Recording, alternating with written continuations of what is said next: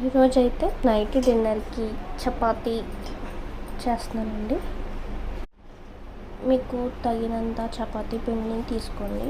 అంటే మీ ఇంట్లో ఎంతమంది ఉంటారో వాళ్ళకి సరిపడగా తీసుకొని దాంట్లో కొద్దిగా సాల్ట్ వేసి బాగా మిక్స్ చేయండి. మిక్స్ చేసిన తర్వాత కొద్దిగా ఆయిల్ వేయండి. ఆయిల్ ఎందుకంటే ఈ చపాతీలు అనేవి గట్టిగా అవ్వకుండా స్మూత్గా ఉండడానికి. ఆయిల్ని కలుపుకున్న తర్వాత ఇలా పిండి అనేది ఇలాగ ప్రెస్ చేస్తే ఉండలాగా అంటే ఈ మాదిరిగా ఈ విధంగా రావాలండి. ఇప్పుడు ఇందులో తగినన్ని వాటర్ పోసుకొని బాగా కలుపుకోండి. వాటర్ కనుక సరిపోకపోతే ఇంకొన్ని వాటర్ని యాడ్ చేసుకోండి.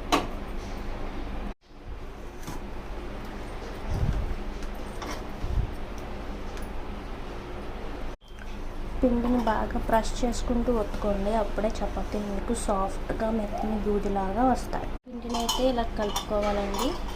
ఇలా ప్రెస్ చేస్తే చూసారా ఎంత సాఫ్ట్గా ఉండాలి.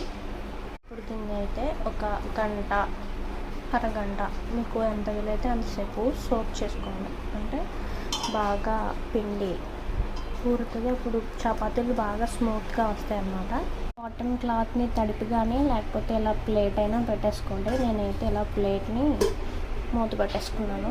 ఇప్పుడైతే చపాతీలు ఒత్తుకుందాం. ఫస్ట్ ఇలా చెక్క ఉంటుంది కదా చపాతీ పీట, దాని మీద పిండి వేసి పెట్టుకొని చపాతీని చేసుకోండి.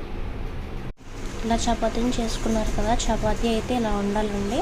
చూసారా ఎంత రౌండ్గా వచ్చిందో. మరీ పలుచుగా కాకుండా మరీ. స్టవ్ ఆన్ చేసుకొని ప్యాన్ని స్టవ్ మీద పెట్టుకొని సిమ్లో పెట్టుకోండి. బాగా హీట్ అవ్వాలి ప్యాన్ అనేది. ప్యాన్ అయితే హీట్ అయిందంటే చూసుకోండి. ఇలాగా హీట్ అయితే అప్పుడు చపాతీని ఇలాగా ప్యాన్ మీద వేసుకోండి.